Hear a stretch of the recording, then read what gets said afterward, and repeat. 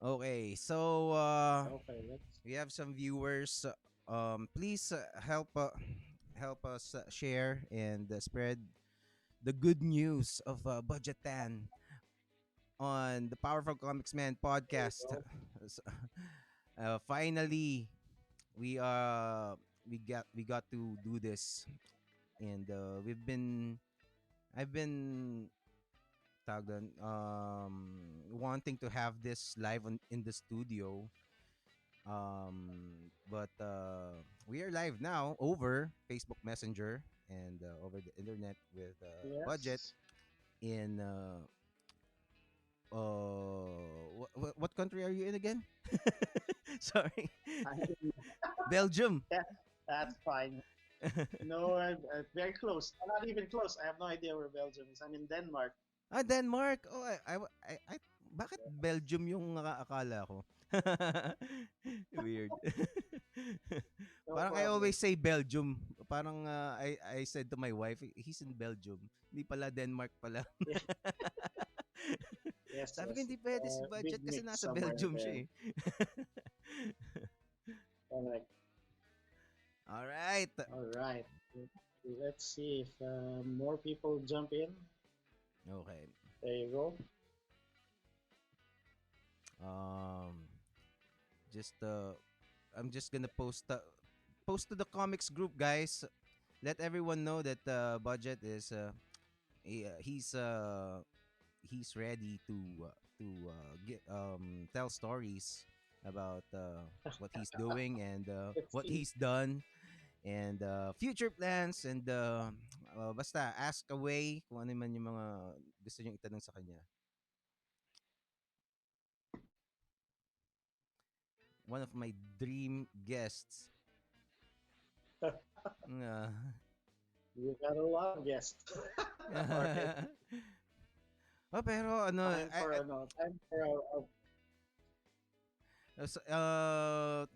parang ano talaga, no BS, talagang you are really one of my dream guests. Parang hindi pwedeng ano, parang magkukulang ang podcast if hindi kita mag-guest dito. thank you, thank you. Oh. Okay, let's go. Yes, great to finally have a chance Yeah. to do We'll this. continue Yes, yes. yes, we'll continue the discussion. Let's just go to OBB now, okay? But first pala, this show is brought to you by Mutual Lux Cakes. Check out Mutual Lux Cakes on Instagram at hello.miucha. That's at HELLO.MIUCCIA, Miucha. And we have donuts, we have cookies, we have wedding cakes, and they're all vegan. So vegan, pero I promise you, walang sinabi yung hindi vegan. This is the best cake available in the Philippines. I'm biased, but it's true. So yun. So let's go to the OBB. Budget Tan on the Powerful Comics Man podcast. Oops. No. Whoops. Take two, take two.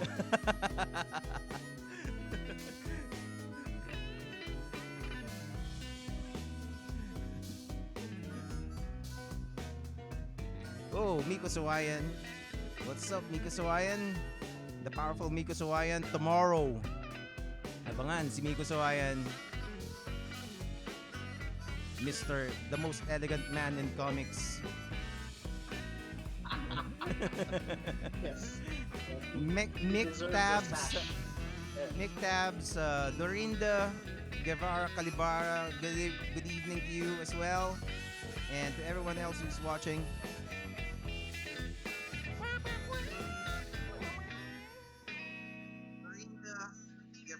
Whoops. Let Welcome. me kill this. Yeah. Welcome to the Powerful Comics Man podcast. Yo, what's up? This is Jerald Dorado. And this is the Powerful Comics Man podcast. And tonight, alam mo yun, the podcasting gods has smiled at me na napaka ano from ear to ear because I have like I said kanina, one of my dream guests, Mr. Budjette Tan. Woo! So yun. They can see you now, Budget. Hello? Hello, hello Yun. everybody. Can you, can you hear me? Yeah, So yeah, much yeah. for that greeting. Yeah, they can All right. we can hear you. Okay. Okay. So like I said, just ask your questions. Help me out with the questions, guys. And of course I do have my own questions. And yeah, let's just start with how you are holding up uh, there in Denmark, with what's going on. So how are you guys? How are you, Budget? Yep, we're pretty good here. Thanks for asking. It's the we're also on our version of a lockdown, and I think the government here started it pretty early on, or even our company started its own lockdown, even though it wasn't enforced so much at the beginning. So yeah, we've been working from home since last week. No school, so my our son is enjoying being at home all day. Oh, is he going to And school already? he's going to daycare, so yeah, Oh, so at okay. least he gets to spend time, playing with other kids, and he's learning. Yes, he's watching his videos now. Okay. He's a better at speaking Danish Really? compared to me. So Talaga? yeah, so because we made him join a regular school, not the international school. So Oh. so yeah, he's and all of the kids there speak Danish. So yeah, he immediately picked up the language. Oh, So cool. yeah, so soon enough he will be our interpreter for day-to-day stuff. So to those who don't know then, well, I think there's very few of you, but especially sa mga fans ni Budget. Budget has moved to Denmark to work for Lego, right? So yun. Yep. But then he's still working on Trese. He's not left us. And alam mo yun, buti na lang tuloy-tuloy pa rin ng Trese. And you just Yes. came up with the latest book, right? Book 7? Yes.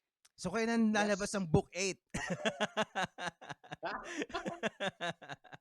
we will make sure that you don't have to wait 5 years for book eight. Okay, so let's get some things out of the way first. Kasi I've first heard about you. I think when I first met uh the Comikeros, especially Jerry Langilan. Maybe we can talk about him Yep. later, Jerry, right? Yeah. Parang ganun. Yeah. Yeah, and Yes. Yes. Of course. yeah, when I met him, and that's when I found out about the local comic scene, especially the independent, yung mga Ashcan pa, yung Alamat, especially the legendary Alamat, the Alamat people. So can you just I don't know how many times you've told this story, but can you just pakikwento nga sa amin kung paano nangyari yon and how you started and all. Parang ganun. Wow. Okay. Okay. Sabi ko sa'yo I'll magkukwento ka. Oo nga eh. Oo, Uh-huh. mahaba-habang kwento yan. And I Mm. do, if I get into too much detail and I completely forgot your question, just remind me what I was supposed to be answering in the first place. Okay, okay. Um, so yeah, so where do I start? That's a good question. Yeah, how did Alamat start? I guess. I mean, it does feel like that in the mid 90s, around 92, 93. There was no that. I think that was the beginnings of the indie scene as far as uh, local comics is concerned. Because even back in the 90s, that was the time 'di ba? Meron pang Gasi, meron pang Atlas Comics noon. Yeah. But that was around the time sila Jerry became part of Aster.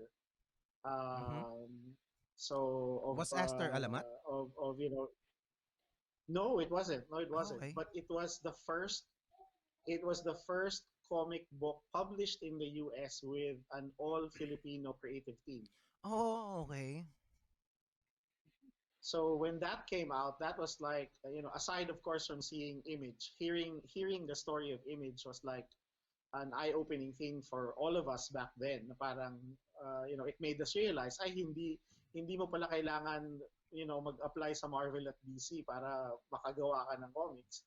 So when what do you call this, the studio that created Aster released Aster. So for us it was like also a moment where we said pwede pala, pwede, a team based in the Philippines can actually have their comic books come out in the US. Mm. So maybe around that time, me and my friends started to get together, and we're the ones that put together Comics 101. And yeah, we started to meet the other comic book creators. If I were to backtrack a bit, Mm-hmm. haba na to. So let Okay. me backtrack to Don't worry, we're 1992 listening. to 1992 or maybe 1991. I can't remember. But the around that time in the early 90s, I was invited to write or to script a comic book called Lakan. So I don't know if you heard about that from Jerry. Yeah, yeah, of course. And the beginnings of Lakan, I'm going to backtrack and we're going to travel back in time a couple of more years. It Mm-hmm. was the first time Wills Portacio came to the Philippines, and Phil Bars held a contest which was Make Your Own Mutant contest. Okay. And funnily enough, after Alamat met and we became friends, we realized that we were almost all of the members of Alamat were in that Make Your Own Mutant contest. Pero hindi kami magkakakilala nun. Talaga? Yeah. So you joined the contest. Were you drawing or were you writing? Now my brother Brandy was the one that had an entry, so that's why we were there. But Oh, okay. Jerry had his own character there, as well as a bunch of yeah, I think almost all of the Alamat guys, the guys who would eventually become Alamat had a entry in that contest. So what happened was, even though there was just one winner in that contest, they still organized all of the ones that got into the semifinals, and essentially said, you now have some interesting characters, make your own comic book. And out of that group, they ended up creating a comic book originally called Kings and Queens. And then it got rewritten into Lakan. And then it got rewritten again. And I think it was around the third or fourth time that they said, we need a script writer for this comic book. Oh. So I heard about it and I applied. I sent them some scripts, which they liked enough. So that was actually my first time to meet Jerry and some of the other guys like Oliver Pulumbarit and John Mm. Toledo. So it was for Lacan. Carlo Vergara was also there. Was he there? Am I mixing things up? No, no, sorry. So not yet. So that was a different group. So the Lacan group was they had their script and we were trying to rewrite it and get it published. Around the same time, that was when Carlo Vergara and David Hontiveros and their barcada from LaSalle published Flashpoint through Sterling Publications, right? Mm-hmm. So again, it was like our first time to see this full color comic book in the local comic book store. And we were all going, oh, pwede pala tayo gumawa ng sarili nating, comics. Um, and eventually, what do you call this? Platinum Comics hosted an event where they invited, everyone else that was creating comics at the time, and eventually that's where I got to meet a lot of the other guys in that event. because the reason there was an event that time was Jay Lee came over. Jay Lee did an alternate cover for Aster, and Okay. Platinum Comics held a signing event. So Jay Lee was the guest star, kami yung mga tables dun sa side. um, and that's where we, eventually that's where we got to meet everyone else. So soon after that Jay Lee signing, Wills Portacio came back to the Philippines, Oh yeah. and he heard about, I think through Jerry, he heard about that there were all of these little comic book groups and individual studios that were making ash cans and were trying to make comics. Mm-hmm. So Will said, "Can I meet with all of these guys?" So so using landline at Beeper, And snail mail. oh, and snail mail, the snail mail, correct, correct. uh, We asked people to meet up, and there was, funnily enough, there was like a big group that came together, and met with Wills, and that was when Wills, gave us that wonderful piece of advice, which was essentially giving us the same advice that they did for Image. And mm-hmm. the advice was, you are like 12 different groups. Instead of competing with one another, you should come together and help out each other. And that's exactly what we did. And we met a couple of more times, and somebody suggested the name Alamat. Somebody came up with the sun logo, um, and eventually that became Alamat. That's Wow. Yan, the legend of Alamat. Wow. I love it. Pero, well, yes, this is comics history. And kasi comics is this is parang yung bagong we can say siguro revival ng comics kasi this is parang the next chapter after the golden age of Pinoy comics and then the silver age, and then we all know what happened to the comics industry back then, and then this is the start of the independent initiative of individual creators to come up with their own projects without yes, the backing of a big company, 'di ba? So yes. and then ilan was this what was when was the exact time na that you guys bonded and became friends talaga with all of these yung mga icons ng Pinoy comics that we know right now? I think that there was an after the first after Alamat got organized, and we said, here's our name, here's our logo, here's our year one of comic books that are gonna come out, and let's coordinate releasing titles. We had weekly meetings.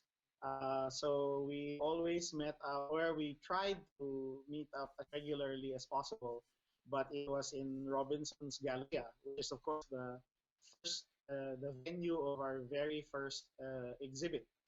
Okay. Ah, yeah, I've heard So about that that was exhibit. Mm-hmm. Jerry has some really nice photos in his blog somewhere, when we all had hair and we were thinner.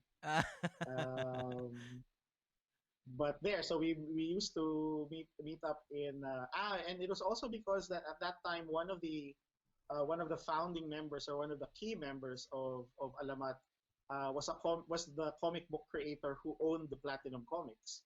Who? So for a while we would meet up in his store. Siyempre hindi kami kasya dun sa store na yon. So we Okay. tried to find a place in Galleria, and eventually we found a place called Cyber Cafe, dahil uso pa nun ng internet cafe. Ah, okay. And then yun, we ended that became the unofficial studio or headquarters of Alamat during the 90s. What were you doing back then during those times? What were you working? Ganun? Around that time, I think around that time was when I was a freelance writer. Uh, okay, yes. He wants to join. Okay, hang on. Okay. Are you? Are you okay? He's ready to play. Yep. Sorry. Yeah. Yes. Okay. Um. Yeah. So I was working in a radio station. I was working with Bo Guerrero, JB Tapia, Mark Gatella, and Arnold Are. Oh wow. So I was a freelance writer. I worked at the radio station. I wrote for magazines. But the interesting bit about working in that radio station is that we were assigned to create and write a radio show that talked about the paranormal. Oh, okay.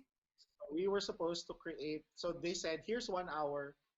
You fill it up with, create a talk show. Parang ganun pa yata yung unang brief sa amin. Create a talk Mhm. show where you talk about ghost stories and ESP and, paranormal stuff like that. But then we thought, 60 minutes of just two guys talking, which is what's happening now, 60 minutes of just two guys talking might become boring really fast. So it was Mark Gatella who thought, okay, let's chop it up into four segments of 15 minutes each, and then each segment will discuss a different avenue of the paranormal. Mhm. Bo Guerrero and JB Tapia talked about mythical monsters from Mhm. around the world.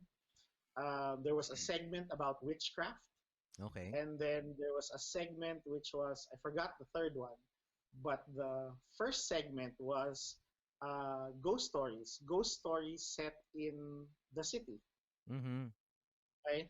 So it was Mark Gatella who came up with that segment, and then Mark said, "Okay, here's the concept. It's going to be like our version of Twilight Zone, and we're going to have a narrator who will always be the guy talking about, tonight we're going to talk about the ghost in the film center." And Okay. then he said, and then he was inspired by the Crypt Keeper from Tales from the Crypt, right? Mhm. So you Yeah. have, and in Tales from the Crypt Keeper always introduces himself. He says, "I am the Crypt Keeper, and tonight Ah, okay. here's our ghost story," right? So Mark Gatella then said, and the name of our host is Anton Trese. Oh, yan na. People are getting Yes. excited. Um, so he came up with a name. He wrote the first couple of episodes, and then eventually we took turns at writing the episodes. And he actually, and since it was a small radio station, we all took turns producing, writing, and being the voice of the show. Mhm. So I was actually the voice of Anton Trece in the show. Wow. Okay. I didn't know that. I But didn't know yeah, that. yes, yes. So yeah, really, really, really old trivia. Um, so yeah, I mean that was the time. I mean, we were big fans of Stephen King. We were fans of Twilight Zone, of amazing stories by Spielberg. And I guess that's where we took inspiration from, and we just wanted to tell those kinds of stories, but set in Manila, set in Mm. the Philippines. Someone said, Um, can you do the voice?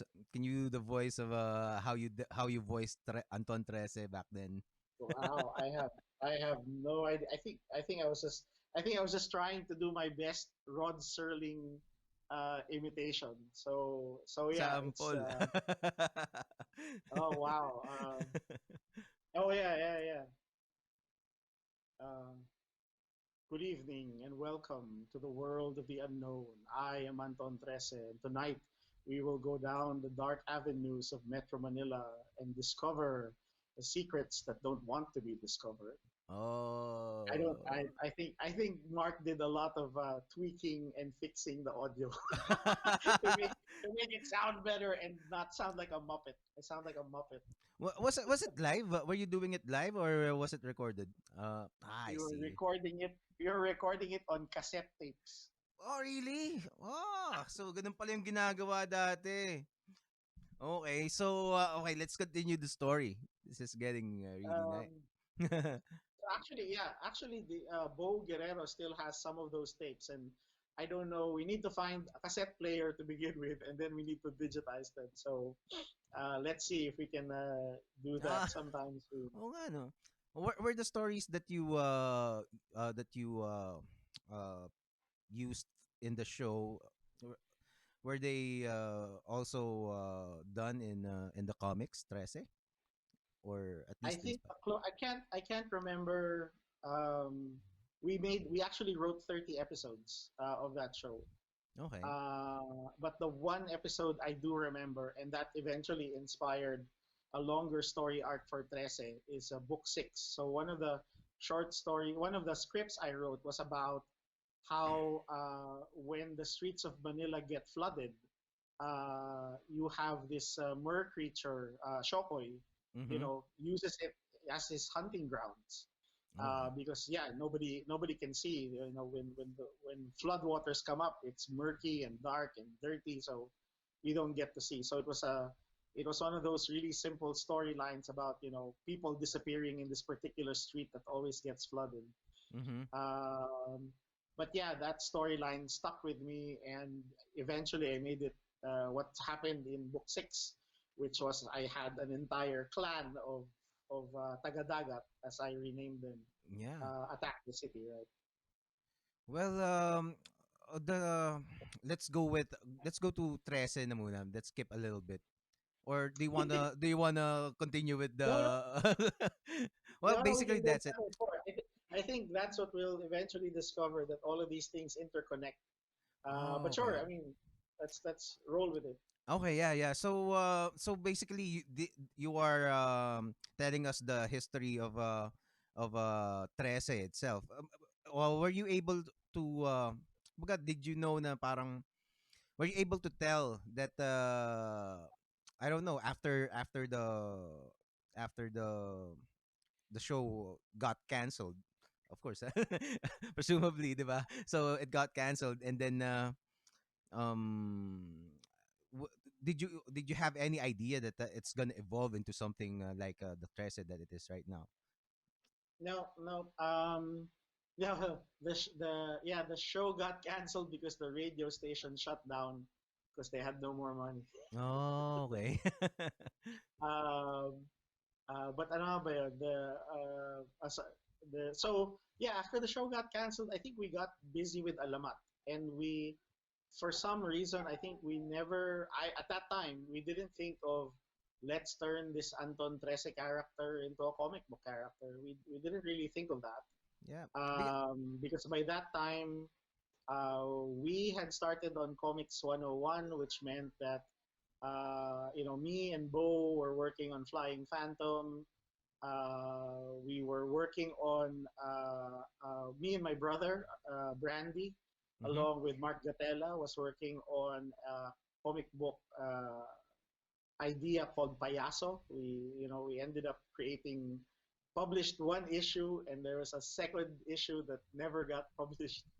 But actually, Payaso is another one of those threads that connects to Trece. So Payaso was all about a supernatural being, obviously inspired by Pennywise the Clown, because me and my Okay. brother watched it on a VHS tape, and it scared the living daylights out of us. So we created this character called Payaso, which was a supernatural, chaotic being that preyed on child abusers. Okay.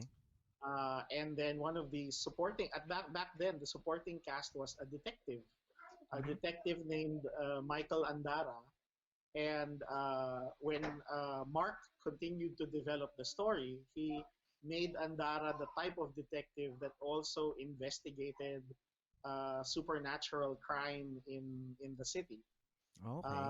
So during the time Mark was developing this, he was bouncing all of these ideas off of me, and I think that idea of a detective, of an occult investigator, stuck Mm-hmm. with me, and yeah, I guess it was just one of those things that filtered down at the bottom of your uh, uh, what do you call this? At the bottom of your brain, your bottom Mm-hmm. drawer of ideas, where you just throw stuff, right? Uh, Warren Ellis calls it your compost heap. Every time you get an idea, you just throw it into the Oh, okay. compost, and eventually, it will mature. And or like I don't know, and eventually all of these the right ideas will come filtering out. So yeah, so that was one of the things that we were working on. We got busy with that. We thought that again, we were the worst. I was the worst business planner. So I thought back then that the trick was just make one issue and then bebenta yung first issue mo, and then you would make enough money to print the second issue. Oh, okay. Worst business plan in the world because of Really? course that never happened, right? After one issue, parang ay, ang dami pa nating kopya. Well, I'm sure a lot of new creators are doing that right now as we speak and planning to do that. So so coming from you, so that's you need a better plan, parang ganun. Yes, yes, yes. And obviously the guys that came after us got had a better plan. I mean, guys like the guys who put together Culture Crash, of course, Yeah. was the one I would consider them the ones that broke the mold and showed us that you can do a regular series and do it well. But yeah, so the running joke with Alamat back then was that we were the number one comic book company kasi puro number one lang ang nire-release namin. Yeah. At hindi kami Okay. nakakapag-release ng number two. How did it feel back then? How did it feel back then? Kasi you guys are like Arnold Are, 'di ba? Carlo Vergara, you, Jerry Alangilan, and many more. And right now you are yung mga next generations parang hailed you as I mean mga idols talaga eh, 'di ba?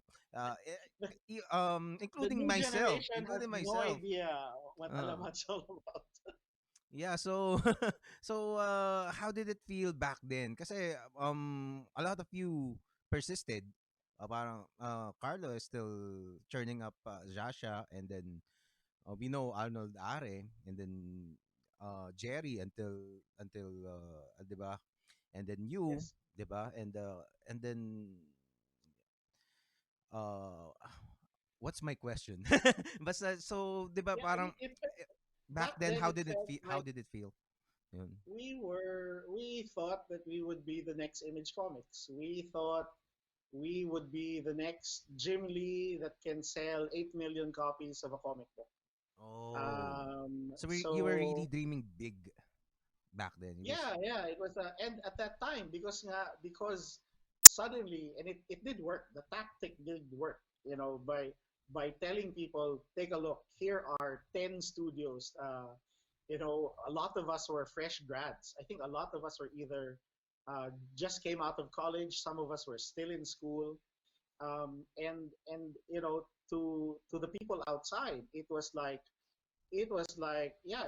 something brand new. Of course we got forever compared to the Wakasan comics and the Tagalog comics type and that the obviously the Western and Japanese influences were oh, okay. obviously seen in the work that we do. So it felt, at least from my point of view, we were invited a lot to art events. Um, and if you think about it, excuse me, that was also around the time rock and roll was making a comeback in the 90s, right? Yeah, yeah. So a lot of our events, I don't know for better or for worse, was held in Club Dread. We had art Oh. exhibits in Club Dread, thanks to Karen Kunovitz Ah, and si Karen, Hank yeah. Valenzuela, who are still, very active in the comic book geek scene, as you've seen, were the ones that invited us to Club Dread. And so I Mm-hmm. guess How did it it was feel just like when you were doing shows in Club Dread? yeah, so so syempre feeling mo rockstar ka rin, no? Parang wow, I'm part of the rock scene. Alam mo yun? Ah, I didn't So know that. I didn't know that. I just knew about the concert when Wills came over again. The one in Robinson's Manila. yes, I was yes, there. I yes. was there. Kasi mga bagyo pa Wow, noon, 'di okay. ba? 'Di ba mga bagyo noon eh. Tapos Correct, putya, Hassel, biglang suspended yung classes. correct. Tapos sakto pupunta ako doon. Or nung pumunta ako doon, kasi I saw the poster, basta alam ko na meron, pero hindi ko alam na sinuwerte ako na nung pumunta ako nung araw na yun, nun yung dun gagawin. So I got to see the concert. I didn't get to have anything signed kasi wala akong pera. Pero I think Oh Miko was no. there, parang and a lot of the artists right now who's made it were there as well, 'di ba? Yep. And yun. Yeah, I think that's a good example of how yeah comics and the music scene, I guess, back then intersected a lot, right? Because it was something new. I guess Mhm. that's what that was the wave of newness that was coming into the scene of I guess pop culture at the time. We were invited to gigs at Dread. We were also invited to. Did you ever hear about Consortium? So these were the rave parties that would happen in different locations every month. Mhm. So we also got invited to put up comic book art back then. So parang I guess to the people to the organizers, back then it was like here's new art, here's a new kind of Pinoy comics art and stories, and we should invite them and make them part of our music scene as well. So it was fun. It was fun to be invited and be part of those events and Mhm. gigs. That's awesome. I didn't know about that. Na din nga. Anyway, so Pero yun, pero ang problema lang hanggang party at gig lang kami, hindi kumikita yung comics na. ah Oo nga no. Well, there's a lot of things to talk about. Parang so short circuit yung utak ko sa mga questions.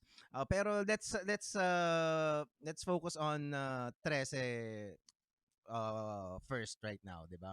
So the seed had been planted, kumbaga parang in installment pala dun na Yes, in an essence dun sa yung 13 parang little bits of parang ideas um as you go through your career, and then yes. when was the time na biglang parang it clicked that 13 is created inside your head? It was around 2000, 2002, and I only know that because I still have a copy of that script.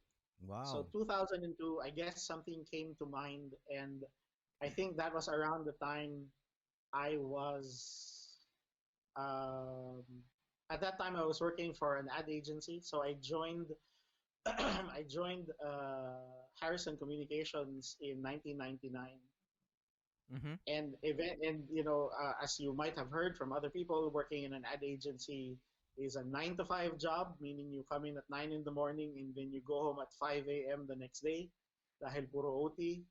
Okay. So it was and it was a it was a crazy time, and it eventually it meant that I had less time to do comics. So I think it was at that point when I had not written a comic book for the longest time. And then I thought, okay, I just told myself I want to write one short story, just one story to just so that I can write a story for myself, and it's not something that I would go to my boss for approval or go to a client to get, please approve my storyline, right? Because that's my Okay. life day in, day out. Okay. So 2002, I started a script, and the what kicked it off was the image of the white lady of Balete Drive dead on Balete Drive. Oh, okay. So I just thought of what if somebody murdered the white lady of Balete Drive, Oh and man. Okay. and I didn't know who, I didn't know how, but I knew I needed an investigator. So I thought, I really like the name Anton Trese. I will make him the investigator. So Mhm. on the first draft of Trese, it was he was Anton Trese, and he was working for the NBI. Okay. So obviously, I ripped off X Files. So Fox Mulder in the FBI. Okay. And then I wrote it. I got to the middle of the story and I didn't know how to finish it. And so I abandoned the script. And then 1 year later, I have another draft in 2003 where I made him a tabloid reporter. Mm-hmm. But again, I couldn't finish the script. I just couldn't. I just could never get to the ending. I didn't know how to end the storyline. Okay. Anong And ilang then in how long is the interval of these breaks? I so a year, 1 year apart. Okay. So it was 1 year apart, and then it was in 2005. So we're finally coming to the point where it gets created after Okay. this very long storyline. Mm-hmm. So 2005 was when Kajo, who was working for the mother company of our ad agency, he worked in Bacan. So Mm-hmm. he was like 5 buildings away from me. Mm-hmm. And before that, me and Kajo had been working on like freelance comic book projects before. Okay. Kajo texted me out of the blue. He just said, Budge, gawa tayo ng comics. Sabi niya, gawa tayo ng monthly comics. Sabi niya, bigyan mo ako ng 20-page script, tatapusin ko siya in 20 days. Oh. That was the deal. That was what he said. Mm-hmm. And my first reaction to him was, it's impossible. We cannot do a monthly comic book. We're both working in ad agencies, meaning we OT every day. Pagod ka pag weekend. When do we have time to do this? Uh-huh. But he was the one who committed. He said, I will draw 1 page a day. Sabi niya, if you just give me the script. So the instead of coming up with a brand new script, I just looked into my old files, and then I found the old Trese script. Mm-hmm.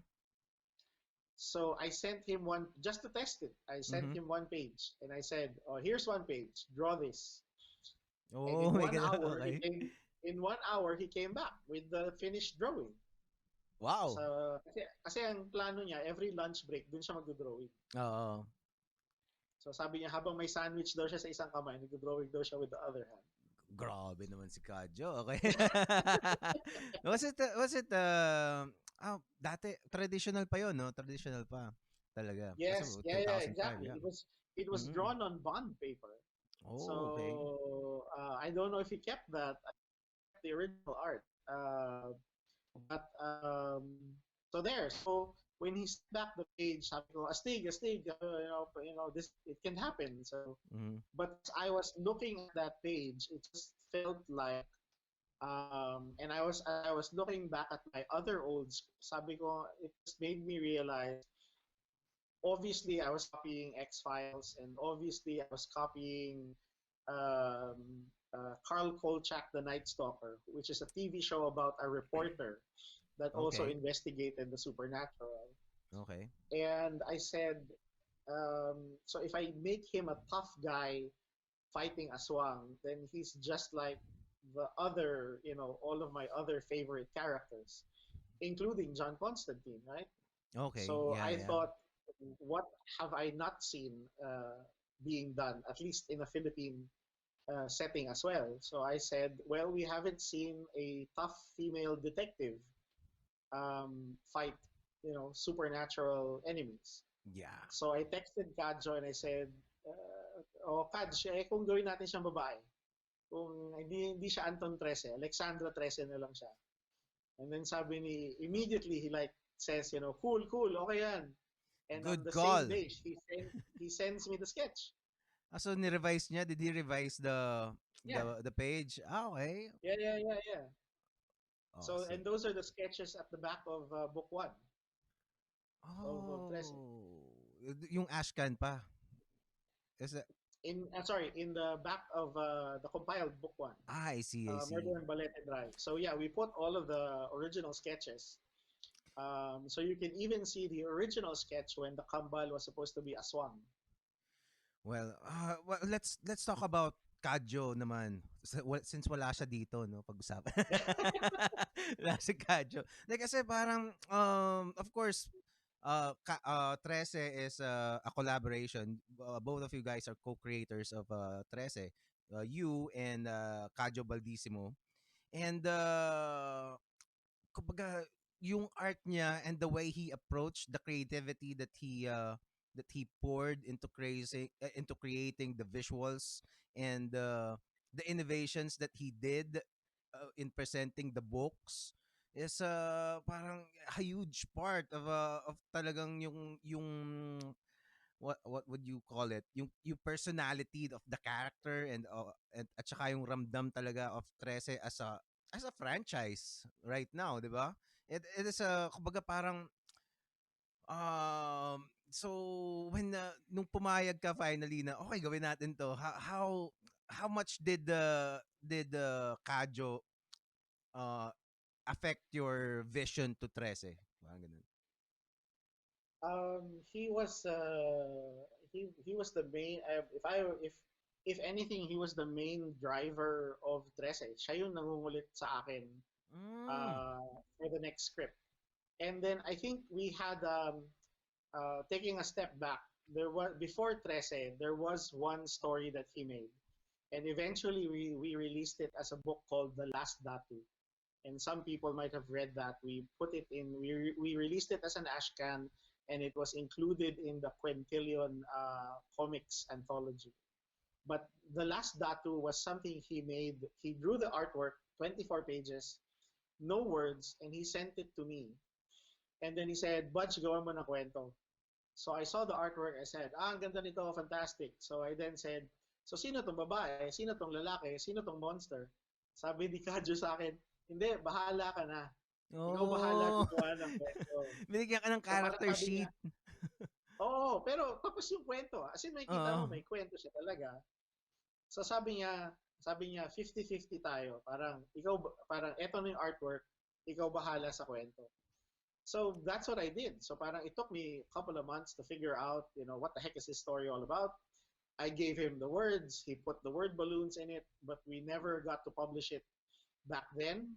But eventually we found a place to publish it. Point being was that that's how we approached working on Trese. It was 50-50. It was like, I come up with a storyline, I give it to him, he Mhm. does the artwork, and more often than not, when I get back the art, parang I rarely ask for any changes in the art. Oh, okay. Um, Although there are times when he would suddenly change parts of the script, Ah, okay. and when he does that, it actually opens up better storylines. I have to say. Mm. So one of my favorite examples is that in the first issue of Trese, and again, remember, I thought me and Kajo would only be able to make one comic book. And Okay. parang that's it. So ang ginawa ko, I crammed a lot of information in that first issue.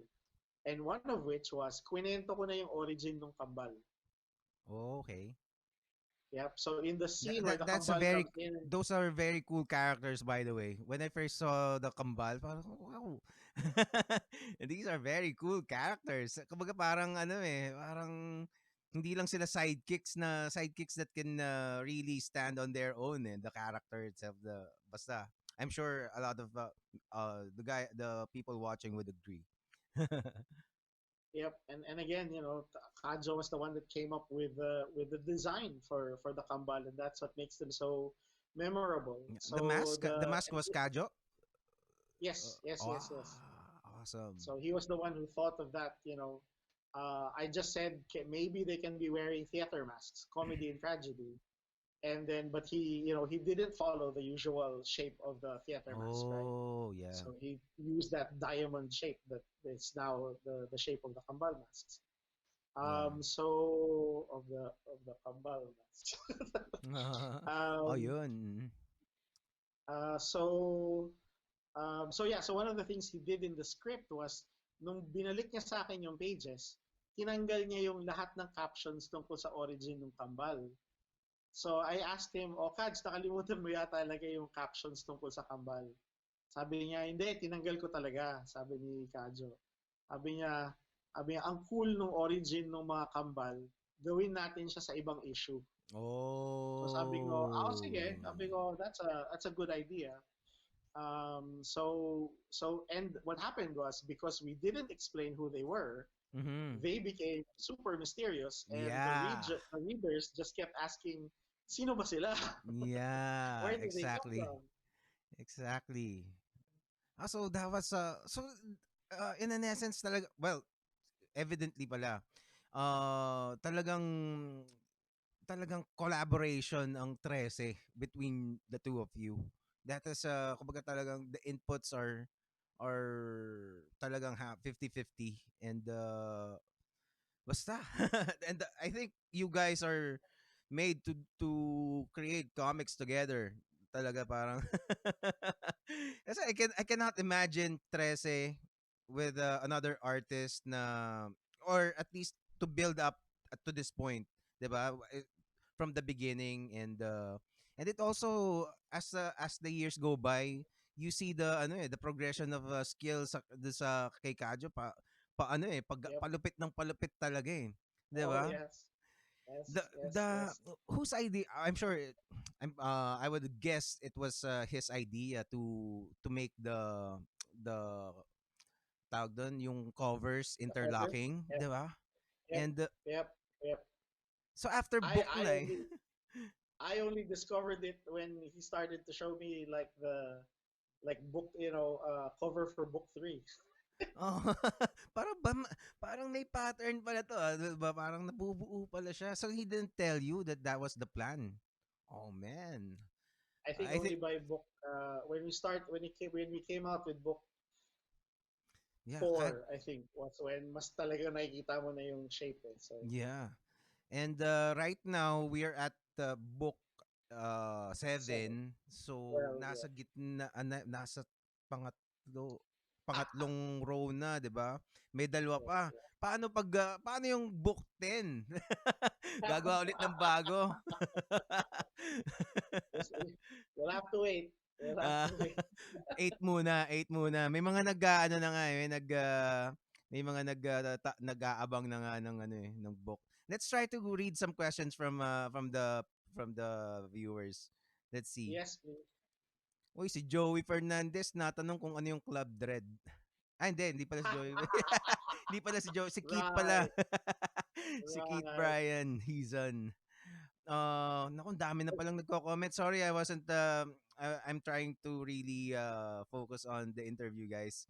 No Uh, problem. yeah, so to those who are monitoring the the comments, you can answer each other's questions if you know the answer. We'll, we'll try. Yeah, yeah. Or Yeah, we can circle back and yeah. take a look at the questions later.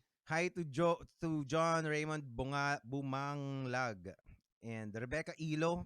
I think I always see her name in ano. I don't know her personally, pero No. I'm guessing she's one of your biggest fans.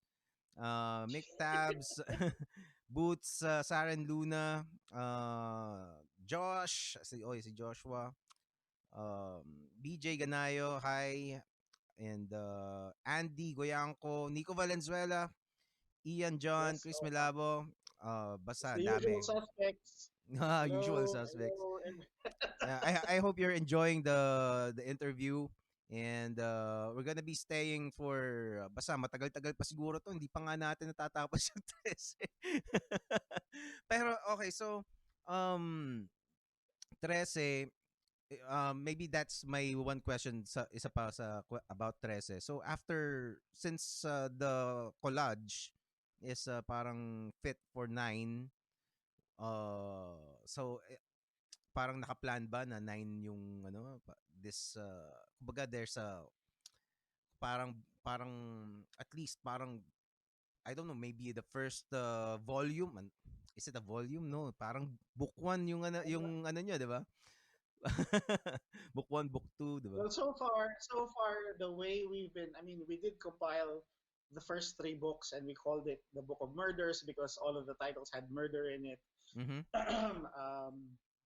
The next three or the next three books are had midnight in the cover. So yes, eventually when it gets compiled, it will be called the Book of Midnight. So yeah, maybe right now there's a rough plan of where to take this. But yeah, so it's more so the grand plan is to do 13 books, right? Oh, oo nga 'no, oo nga 13. Hmm. It kind of makes sense. Oo nga, no? And then, 13 ulit. Well, definitely there are more. From the looks of it, we won't be able to cover, a lot of Philippine myth and folklore. Mm-hmm. I mean, it's really fun to.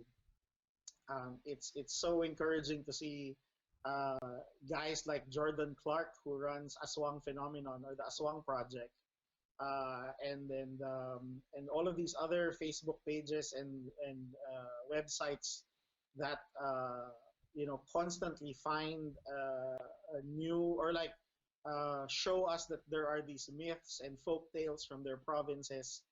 So yeah, I mean, it would be great for Trese to somehow investigate, uh, you know, a lot of these urban myths and legends at one point or another. So, I mean, I'd always imagined that Trece is your guide to, exploring all of these scary stories and, all of our legends Mm-hmm. in a way. Okay. So yeah, as much as we can, we'll find a way to have her guide us into the world of Philippine myth. So, since you've mentioned mythology, so why did you why Philippine mythology yung naging you're really a fan, parang madami sa mga works mo even outside Trece is Philippine mythology based. So what about uh Philippine mythology? I guess it's always, I mean, it's something we grew up with. We grew up with these stories, from grandparents, from relatives, from friends. It's the usual takutan, and pag nagbo-brown out, 'di ba? Ano yung mga kwento na kinukwento nyo para to scare each other. Mm-hmm. And I guess it was a love for, and like I said, I love the stories of Stephen King and Twilight Zone. So I guess there is a love for telling mystery stories and detective stories for that matter. I grew up reading Hardy Boys. Mm-hmm. I watched, Sherlock Holmes movies growing up. Um, and then yeah, became a fan of X Files and mystery movies. So yeah, I think it was all of those things, and of course, a big fan of Batman and a big fan of John Constantine. Mm-hmm. So I think it was wanting to tell those kinds of stories, but to tell it using stuff that I know, and the closest stuff that I know would be the stuff we grew up with. Mm-hmm. I guess it was tempting.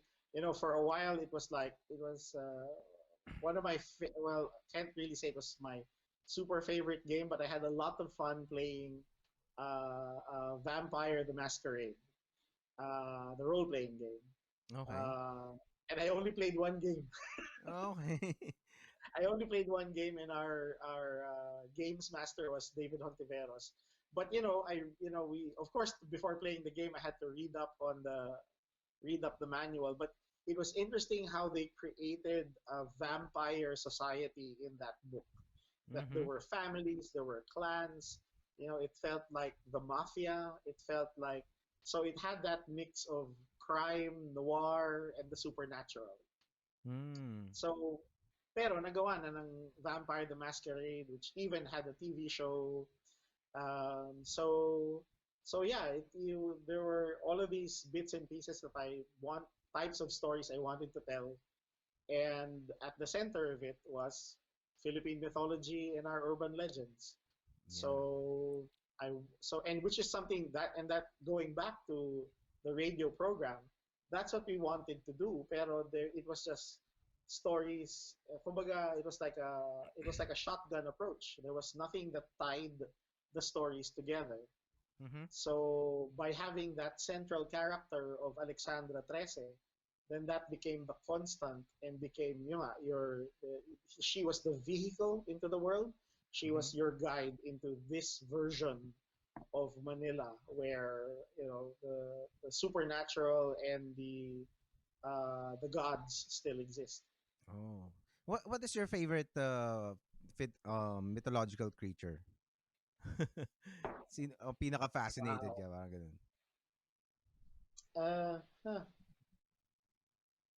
Funny, I can't think of a single one. Parang the usual top five pops above my head. Okay. Um, like the Manananggal is the scariest because of that Shake, Rattle, and Roll movie. Okay. Um, the Tikbalang because of that Dolphy movie where he turns into a Tikbalang. Okay. Um, yeah, I mean, I don't know. It's Parang hindi ako I guess scared those would sa be the Parang hindi ako scared sa tikbalang. parang feeling ko friend yung tikbalang, 'di ba? Parang that's how yes, I yes, how I see it. 'Di ba? yes. Unlike yung I did get to read. I did get to read a really great short story of a tikbalang, and I don't know if it ever got published. And now I can't remember the title of it, but it was somebody. And if you look back at it, there were a lot of stories of the tikbalang where the tikbalang is actually it's a mischievous creature. It's Mhm. in stories of old, it drove you insane. It made you lose your way in the forest, and it drove you insane. So there was one really good story that I got to read a couple of years ago. Vince Torres, I think, was the one who wrote it. Okay. And that he portrayed the Tikbalang as a really scary creature in that story. So let me find out if it ever got published online, and I'll share it with you guys. Okay, okay. But you would rather you'd want to hang out with the Tikbalang? Yeah, well at least that's what yung character design. Well, kasi it's a horse eh, 'di ba? Parang it's a gentle giant. That's Yes, how I yes, ganun yung ramdam niya sa akin. Unless you give yes, it siguro talagang flaming eyes and parang claws na villainous talagang itsura. And parang he just looks like a friend.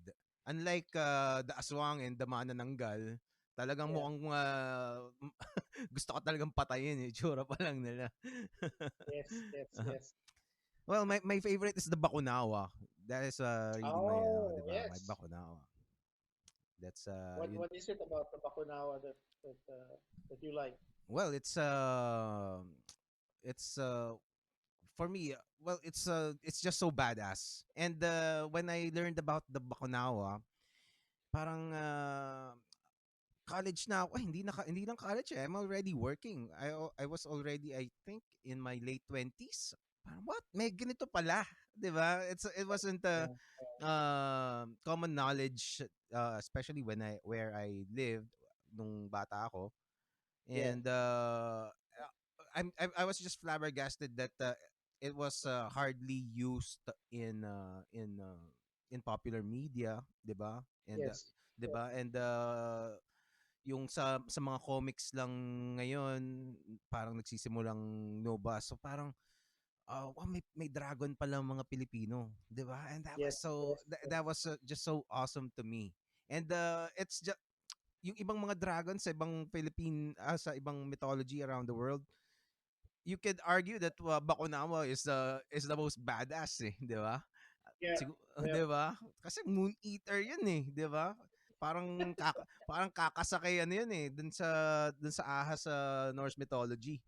I forget yes, yes, 'di ba? yes, Parang pwede niyang labanan 'yun eh, 'di ba? yes, yes. Wow, why am I So, forgetting? Midgard Serpent. What's yeah, his name? I forgot. ang dami niyang ano eh, Yes, ang dami niyang absolutely, letters, absolutely. 'di ba? Yes, yep. Yeah, you're right. That's a good point. But I haven't seen. I mean, yeah, it's really good that lately people have been using it in their storylines. Mhm. But yeah, I think. Well, maybe and a little bit biased. I think the most fearsome Bakunawa I've seen so far is the one that sila Ian Santamaria and Mervin Ignacio did for Skyworld, Yeah. which they actually showed that scene where it attacked. Mhm. It was on EDSA. Oh, I saw that. So, I have that book. Actually, yun pala. Kaya gusto rin kitang pumunta dito sa studio para papasign ko lahat ng books ko kasi Pero one day, next basta time, mangyayari ulit. next time, next Oh, time yeah. I'm home. Uh, so, what else? May tanong si ano eh, si Rebecca. Hmm. This is about Alexandra Trese naman. Let me just find that. Meron ako nakita kanina eh. Uh, wait. Where is that? Thank you for staying up, everyone who's on that side of the world. Oo nga. Well, they're talking about the Bakunawa.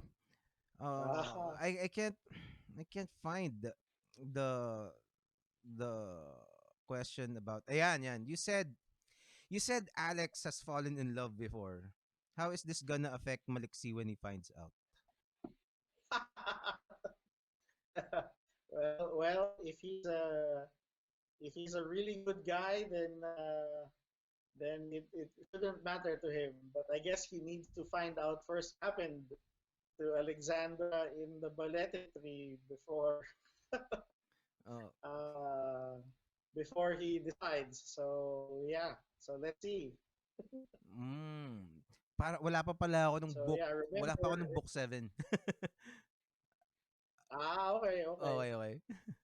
No, but yeah, in what do you call this? Yeah, I mean, obviously in book three was where we established that Trece spent 3 years in the realms of the Great Balete Tree, and that's where Yeah. she, Mm-hmm. got her training. So a lot can happen in 3 years.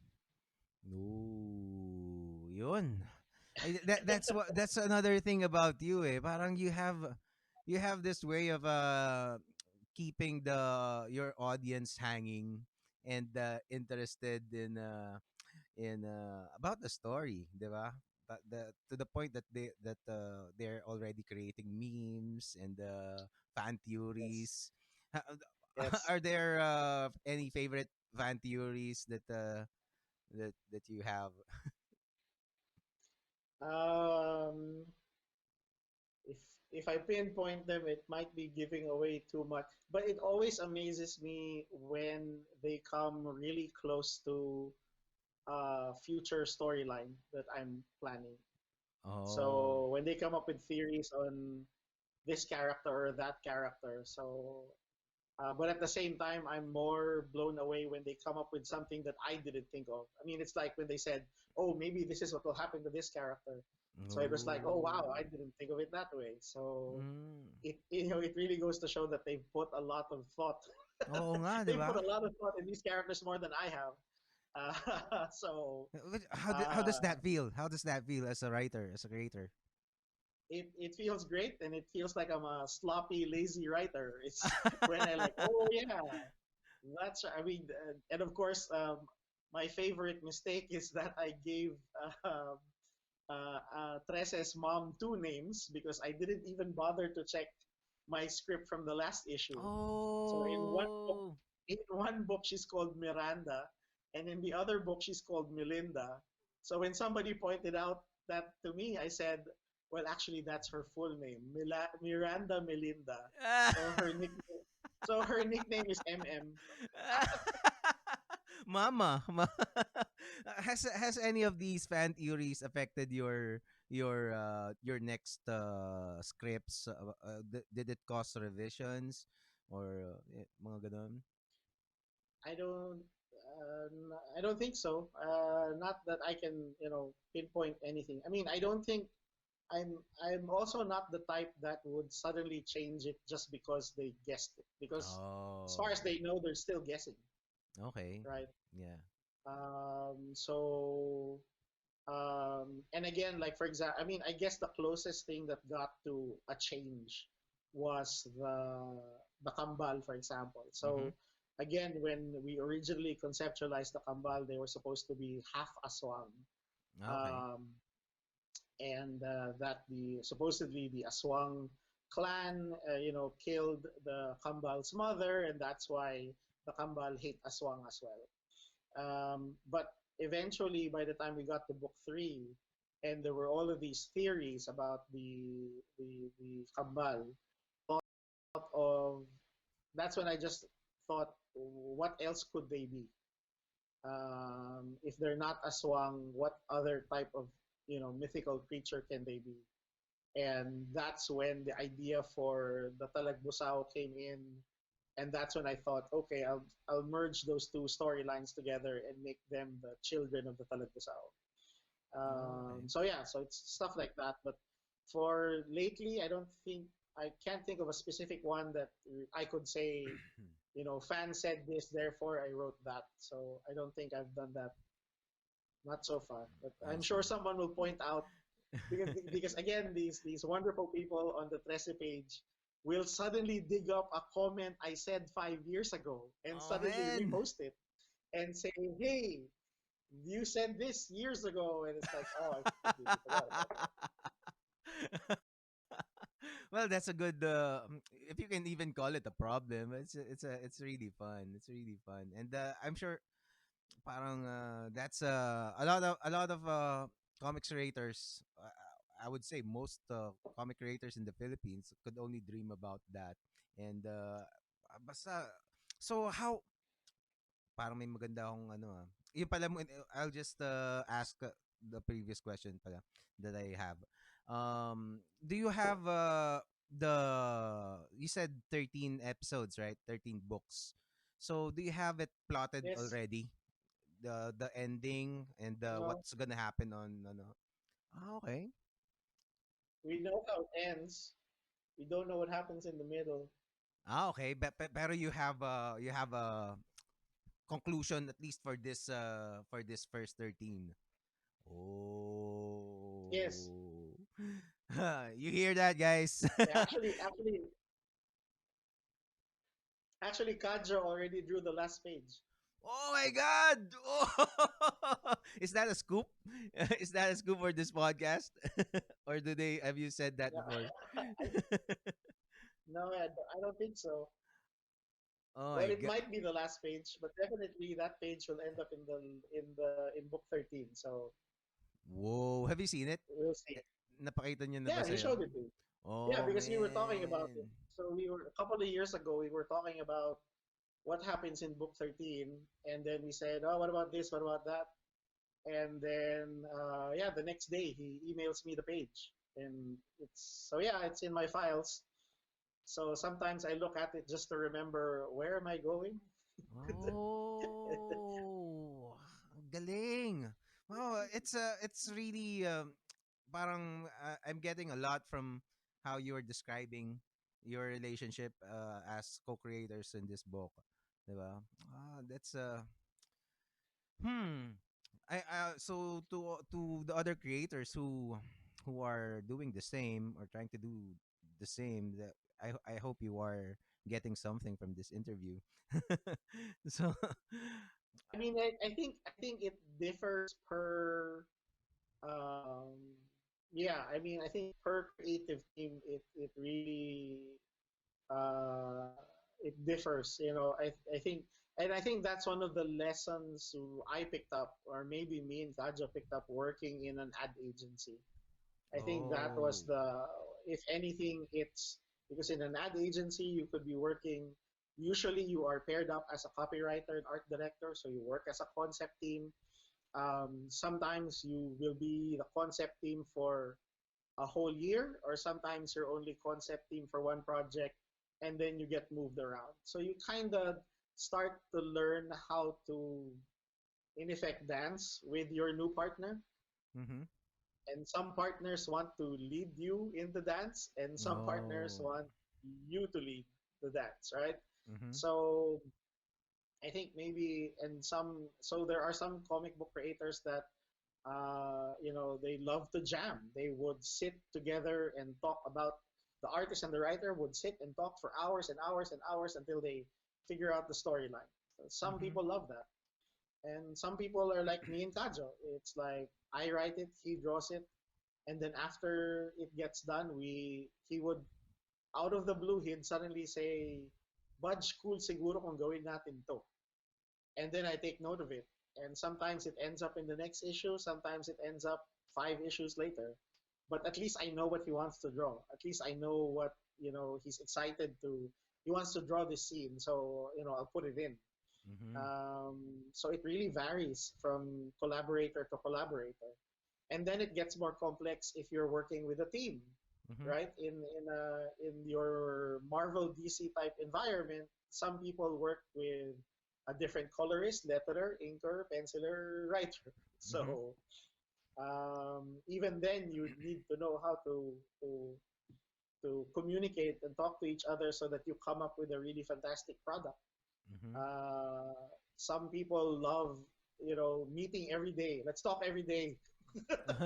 Ah, yeah. Uh, Mm-hmm. and some are just, okay, leave me alone. Let me do this, and then I'll give you finished stuff, and then let's talk. So you need to figure out how you work together best, and it will be different from team to team. Is what I have to say. Cool. Out of the Trese characters, apart from the main ones, the Kambal and Trese, which one is your favorite villain or other characters? I think my new favorite is Jimmy Trese, book 7. So we introduced him in book 3, and we just said he has a brother who's a thief. And finally, we introduced him in book 7, and it was just so much fun writing Jimmy. Um, and I guess just for the first time, what I did in the Trece book was I wrote it from the character's point of view. Mm. So if you take a look at all of the other Trece books, it's always like a third person narrator. Thought, the one that's the point of view of the captions of the book. But in this case, I guess since the structure of book 7 are individual stories, I wanted to find a way to make Jimmy's story really different from everyone else. And I just started to write him as made him the narrator of his own story. Oh. And it was one of those things where I think it's the last story we wrote for book 7. So if you take a look at book 7, it actually has two semi-old stories, Mm-hmm. which meaning it got printed before. And the new story is the one with Father Matthias Trese and the one with Jimmy Trese. So Jimmy Trese is the last story we wrote, and around the time I was writing it, I think I didn't have much time to to really work on it. So what I did was I give Kajo full script, Mm-hmm. you know, page, panel, dialogue, description, Okay. breakdown. Does he follow But it? for sorry, Does he follow it? no, Okay, okay. which is which is which is a Yeah. good thing. It is a Yes. good thing. Uh-huh. Um, so with Jimmy, we wrote it Marvel style. So I just had page one, Mm-hmm. Jimmy breaks into the museum. Page two, he's inside the museum. Oh. Bahala si Kajo dun sa Okay. details inside. Um, and if there's dialogue, it's like Jimmy and police detective in hotel lobby. Dialogue, dialogue, dialogue, dialogue, dialogue. Okay. And then it's up to Kajo to break that down into panels. Mm-hmm. So I actually get essentially I'm looking at the story like I was the reader. Mm-hmm. You know, the pages to me are all brand new, Mm-hmm. and then I get to put in the dialogue. So I had fun writing Oh. Jimmy, and I like him because as I told Kajo, I finally get to write my own ninja character. So I'm as a kid, I was a big fan of ninjas. Mm-hmm. So that's why my favorite character as a kid was Snake Eyes and Storm Shadow from G.I. Joe. Okay. And I was a big fan. Again, I don't know if I should qualify this. I am a big fan of Lupin the Third, which everyone else knows as Lupin the Third. Uh, but I can't really say I'm a big fan because I only have one VHS tape of Lupin. So I've never watched the series, so I don't know if that disqualifies me as a fan. But as a kid, that was one of the VHS tapes we would watch over and over again. So I fell in love with this idea of a gentleman thief who's like like a James Bond Ah. spy character who travels around the world stealing stuff, right? So in effect, it's like getting Snake Eyes and Lupin and mashing them up with a bit of Gambit and a bit of Wow. James Bond and a bit Wow. of Palos, Wow. and that's Jimmy.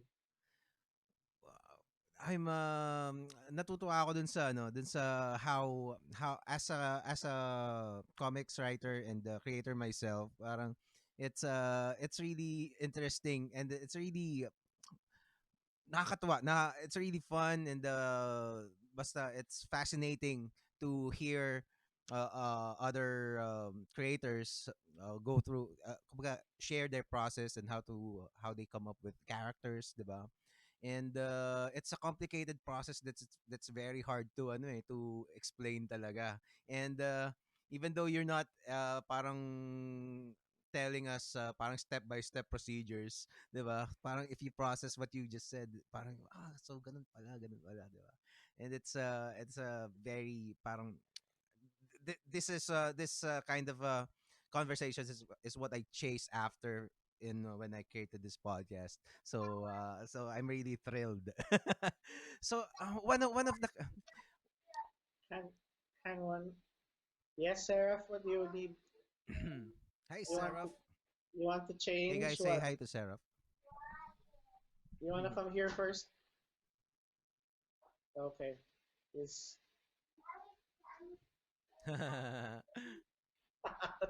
okay. Hang on. He wanted to. He's now watching his favorite YouTube channel, Which one? and his Ryan's Ryan's World. Oh, okay. Ryan's toy review. Yes, yes. I, That's wa- why I need. Yep. But anyway, okay, we're fine. Sorry, sorry. That's all right. That's all right. One of the moments na na-shock ako dun sa Trese was when biglang lumabas si ano si Imelda, the Ah, madam. 'Di ba? Oh! Parang napaano ako talagang literally, whoa! Napaganon ako eh. So I don't think what book was that? Is that six? book of five, I think. Book five. Five? Yes, book five. Book five. Correct, book five. I'm Midnight gonna have to Tribunal. brush up on my Trese. Dapat pala nagbasa muna ako no, mali naman ako eh. Yeah. But yeah, that was fun because at around I don't know why I thought she needed to meet her arc. I mean, her nemesis at that time. Uh, when that book started, I knew it was going to be my tribute to Captain Barbell, and that it was in the same way we showed what is the dark twist to Darna in book one. I wanted book five to be what is the dark twist to Captain Barbell, right? And it was a cliffhanger, And 'di ba? When she showed up, was that am I correct? It was a cliffhanger parang I think last. she appeared towards the end of the book, so Mm-hmm. she played a bigger role in book six. Yun. So, but still, yeah, it was like she came out to go halfway through the book, and still, she messed up.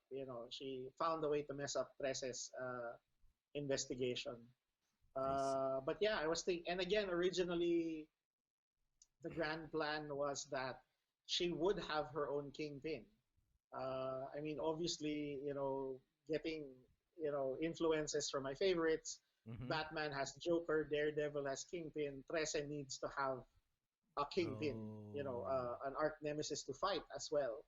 And in my head, and I've never actually got to write it. If you look at the blurb at the back of book one, it would describe, uh, uh, welcome to Metro Manila, where the kingpins of crime are capre, or capre are the kingpins of crime, right? Mm-hmm. So in my head, I am eventually going to write a crime lord who is a capre, which I still haven't done. So maybe Mm-hmm. he'll pop up soon. So in my head, it's like Trece will be fighting, physically, literally, and figuratively, a kingpin of Mm-hmm. crime. But it was around the time I was writing book five. me and my friends went on Carlos Celdran's Imeldific tour. Okay.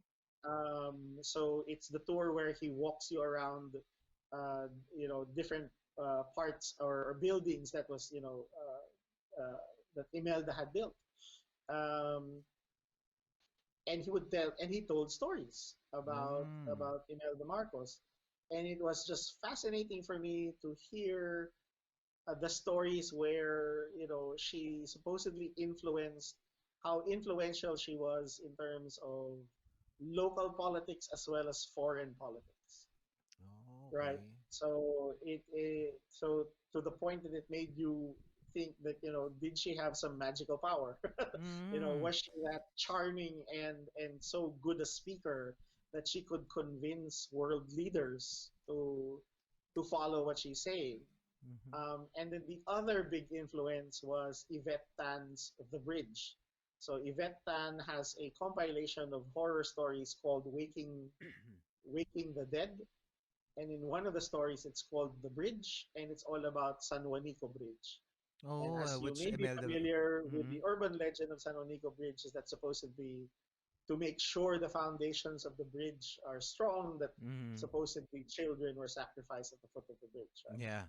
And of course, San Juanico was again another Imelda project. So again, all of those ideas just came into the mix, and thus the Madame was created Wow. uh, for Trese. And well, in real life then Imelda is quite an enigmatic character din talaga, 'di ba? So parang wow, it's a great fit. It's a great fit for Trece, and based on what you're doing in putting pop culture, a modern twist to mythology. It was really parang wow, this is genius. So that's din yung ano kaya that's why I was blown away when I saw it. So yun, meron pa ako isang tanong. Ano ba yan? Nalimutan ko. Again, thanks to the people feeding ng mga nagpupuyat hanggang umaga. Yes. I was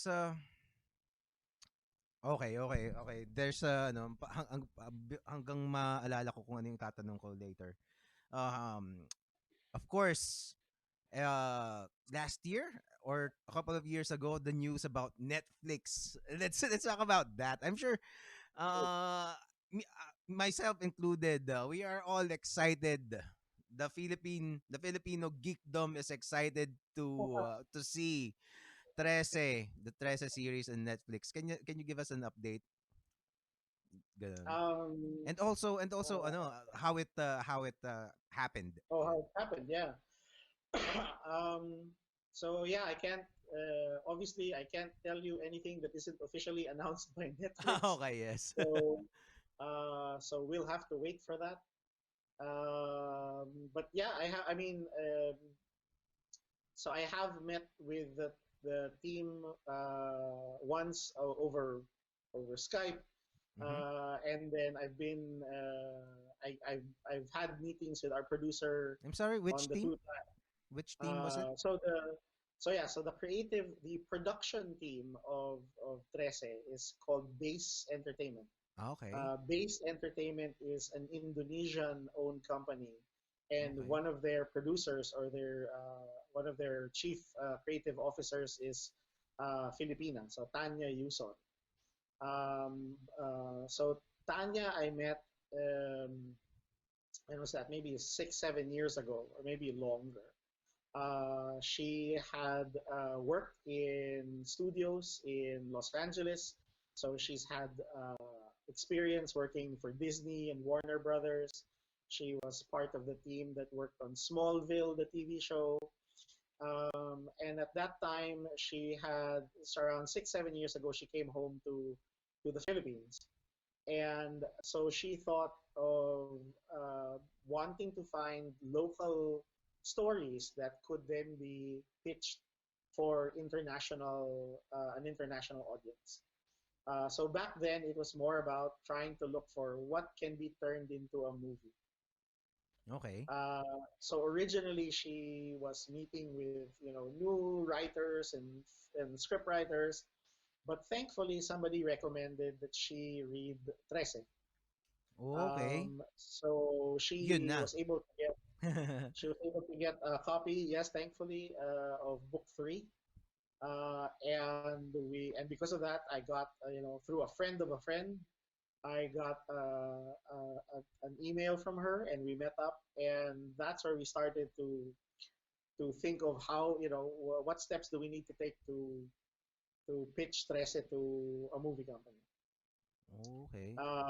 She eventually partnered up again with the Indonesian company Shanti Harmain, and Were you Shanti Harmain. sorry, Sorry, were you aware that this is happening? W- w- That they yeah, were you well, aware that they were looking at the that this was happening back then? yeah. So after she read Trece, she quickly contacted me already. Ah, okay. So we met, soon after she read the book, we met up, and yeah, so I mean, we were providing her with artwork that they could use to pitch for to studios, the production companies. Okay. So it wasn't just a matter of giving them the comic book. Kajo actually came up with new artwork just to be able to show to the companies, this is what Press is all about. So Oh. her partner is Shanti Harmain, who is an Indonesian movie TV show producer. Mhm. And they were the ones that have been shopping Trece around all of these years. So for the longest time, we have been trying to pitch Trece as either a live action TV show or a live action movie. But for some reason or another, it never pushed through. So when did you start entertaining the idea of having a Trece live action movie or series? I think as far back as maybe 2007, when the Okay. first Trece book came out, I think one of the local studios already contacted us. Hmm. And how did it go? Can you tell which one? No, How did it go na lang? because they asked for two things. What? Number one thing was they have complete creative control over the movie, No way. No way. Okay. and number two, they wanted to give Trece a love interest. Oh, did you hear that, guys? Please react to that. Please react to that. What do you think would be the reaction of the people watching right now if you did that? I mean, this is as far back as book one, meaning I had not yet written the Maliksi as Dark Maverick, so there was not even a hint of a love interest of any matter. There was nothing to ship Uh-huh. if back then, And because I they was have still book creative one. control. Oh my god. Yeah, yeah, yeah. I mean, it is typical. It is it. To be fair, it is standard. It is a standard wording in these movie contracts, right? Yeah, Um, yeah. but yeah, it was just something that, it, hearing the stories from Image Comics, it just didn't sit well with me. But actually, that was one of the reasons why I held on to. I wanted to finish book two and three before I started to entertain or started to talk to studios again, Mhm. because I wanted to make sure that the origin of Trece, and essentially like the establishing the Trece universe was complete. If you look at it between book one to three, firmly Mhm. establishes what is Trece all about, where did she come from, and what is her family all about. So once I had book three done, then I felt more comfortable in, like, sharing this world with other people who'd want to create it. So yeah, so Tanya and Shanti started to work with me in Kajo in pitching it. And Trese has actually ended up in the hands of some very popular directors in Hollywood. And of course, I can't talk about it Uh huh. Uh because huh. the deal didn't push through. Okay. So I can say, oh yeah, that guy read Trese and that guy read Trese, but Oh. Mhm. obviously it didn't nothing happened, right? Mhm. So the funny thing was on the year was that 2 years ago, right? 2017. Ano na ba ngayon? 2018 pala, sorry. 2020. On Uh-huh. The funny thing was, I think uh, at the beginning of that particular year, Trese got rejected again by a studio. Mhm. But that was also around the same time Netflix anime division said opened up Mhm. and said we want to produce anime from other parts of the world. How do you feel about the term anime being connected to Trese? It's well, I think at the end of the day, it's Trese the animated series, and if it's a marketing term that makes Mhm. it easy for people to understand, it's anime. Oh, It's okay. done in a certain style, right? So, I see. um, Do we have concept arts so already or not yet? Are yes, are they yes, out? and look, no, Oh, okay. Oh. So I wanted to ask kanina how did it feel when you were getting these rejections? sorry, when we were, When you were getting the rejections from the ah, studios? yeah, it felt like, um, uh, obviously, I mean, part of me was always hoping that this year was going to be the big year when we would get, you know, yay, we get produced. Um, Interestingly enough, and I think I've written about this in one of the afterwards of Trece, Mhm. every time I tell Kadjo na parang, oh, na-reject tayo na naman, he would be the one that would say, okay lang yan, Budge, basta tuloy lang natin yung comics. Mm. And, that for me is what I can hold on to. Parang, yeah, you're right. Kadjo is right. We have no control over what studios will like, what the Mhm. producers will like, what the directors will like. Mhm. But whatever happens, we have complete control over our comic book. And, what happens in the comic book is up to me and Kajo, and, coming up with new stories is completely up to us. Trying to depend on like thinking, eto na yung, we're going to Hollywood, Mhm. is it's nice to have if it Mhm. happens. Mhm. But I think, yeah, the more important thing is that we focus on what do we have control over, and that's the stories we tell. Mhm. So it was great. So it was, parang the day I found out that Netflix approved the series. Yeah. I mean, I was in Denmark at the time. Kaja was already in Davao, and Tanya, I don't know if she was in LA or Indonesia when she found out the good news. So it was, parang if it was a Hollywood movie, we'd all be Mhm. like in the same room and we go, yeah, all right. Pero wala, parang nung natanggap namin yung news, parang we were like, yay! Yeah. Well, Tapos, we did that for you guys. We did that for you guys. We were jumping. I was jumping. Hindi, pero I had the Indie Comics ano nga ba? IKP Indie Comics Philippines yes, ba? yes, yes, Indie Comics yes, podcast guys here, and yes, we were really happy. Diba? I think every one yes. of us were really thrilled to hear that news. And well, I think I and well, for the longest time you had been our best bet to break through Hollywood and Netflix mga ganyan, and it finally happened. And so you guys are gonna be the template for the rest of us to follow. I think, well, thank you, thank you. Okay, there you go. Now we have like, um, it I mean I yeah, I mean, I think we again, I think it was a matter of persistence and luck Mm-hmm. that again, right place, right time, having the right material ready.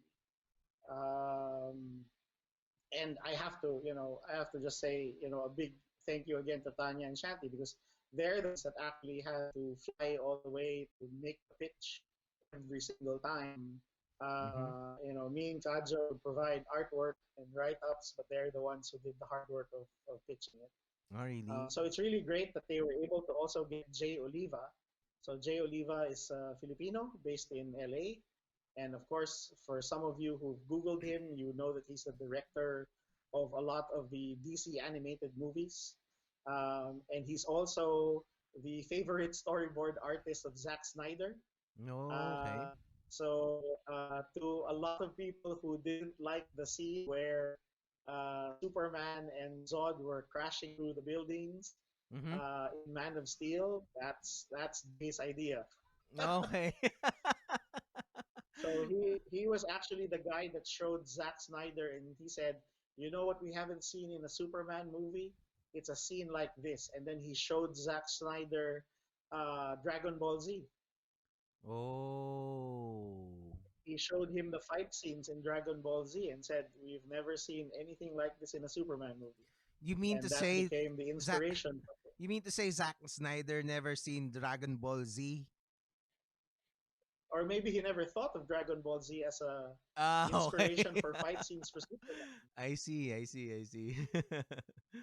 Right, right. So it was really, I mean, it's great that he's and Jay also has had experience working on like the Spider-Man cartoons um, and actually at the start of the project, and again it was just sayang lang yung timing namin, hindi kami nagkita, is that he actually flew to Manila Who? at the start of the project. Yes, so they were on a secret mission. So it was never announced, but he was in Manila for a week or 2 weeks, I think. Who's this? Zack? Hajo got to. No, not Zack Snyder. Jay Uh, Oliva. Jay Oliva okay, got okay, to okay, work. okay. So Okay. Jay Oliva is our showrunner, executive producer, director I see. of the show. Oh. They came to Manila.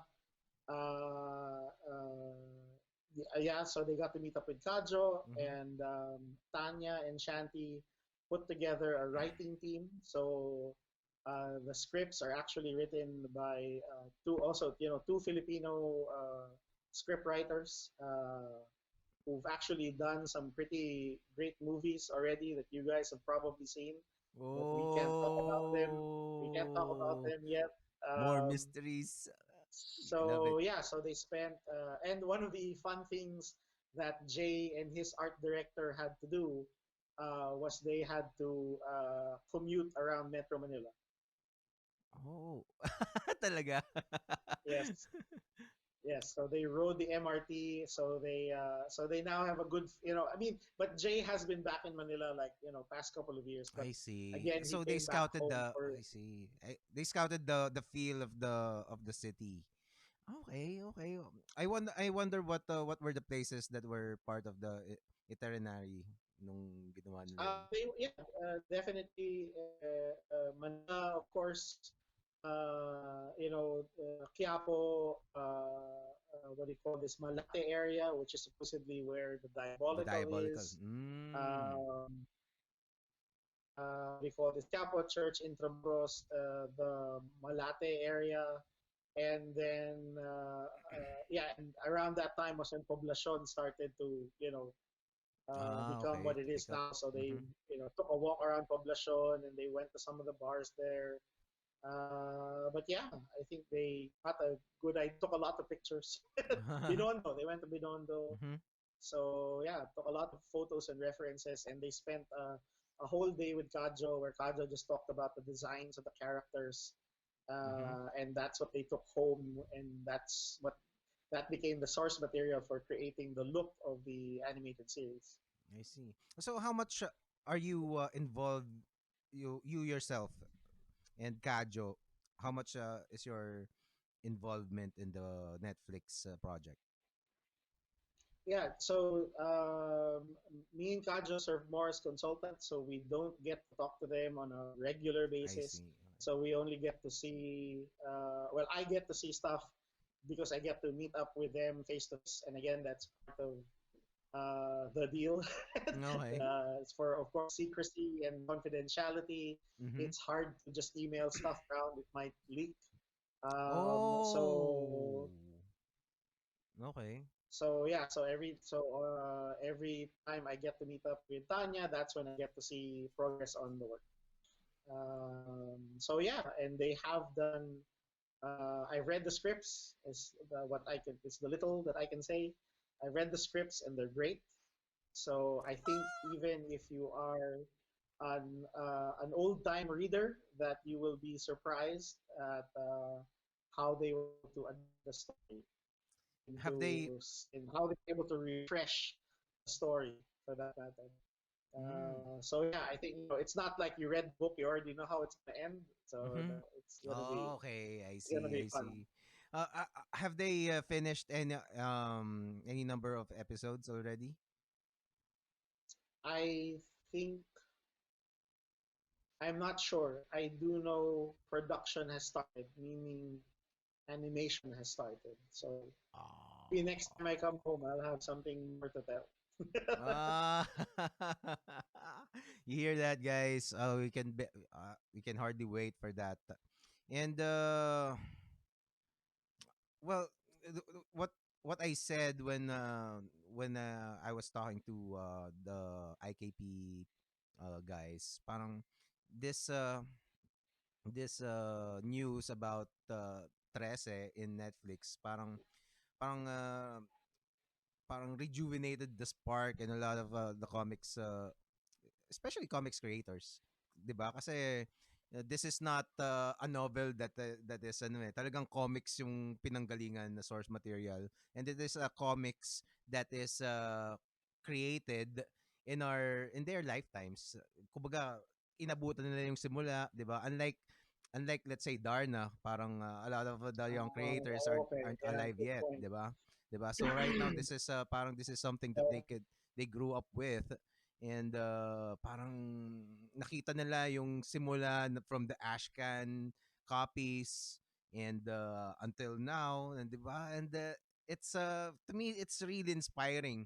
And I'd be honest myself, uh yun yung ano when I was kasi I stopped doing comics for a long time already pero yung when I was doing comics, parang yun yung parang ultimate goal. I wanna see my creation in the big screen, in the highest with the highest level of production and the highest kumbaga sa Hollywood and all what's kumbaga I'm sure that's the grandest vision anyone could have for their stories and Yeah, creations, 'di ba? yeah, Unless they come up with a new technology na that would top it. Yun, and you are kumbaga parang yung full feature movie iba pa naman yung animated, 'di ba? Pero kumbaga at least konting yeah, lundag na lang, 'di ba? Kasi you'll never yeah. I know. mean, we also thought that that's obviously that was the big goal for us. Mhm. But yeah, I think definitely. I think through anime, then it would be the best way to show, especially all of our mythical creatures and all of the monsters that we showed in Trese. It'll be easier to depict and more dramatic to depict it in anime. So, but yes, so maybe let's it would be great. Just focus first on the show, and maybe if it does well, that becomes a reason to do the live action. Oh, who would you envision? Would you rather a Filipino actress do the part or somebody else? For the live action one. If you're gonna let's say a high level Hollywood production would do a Trece movie, would you if you have the power, would you insist to have a Filipino actor or for the Yeah, main role? I think yeah, as much as possible. I mean, I think it would be. I would still want that. I mean, I would still want to find a way that that the viewer will know what are the roots of this comic book. You know, if it's made for an international audience. Mm-hmm. I mean, there is a big debate around, of course, the what do you call this? The Constantine movie with Keanu Reeves, right? Mm-hmm. So, you know, to the comic book fan, it should have been a British actor. It should have been set in London. Mm-hmm. So that's why, you know, you have this camp that doesn't like the Keanu Reeves movie.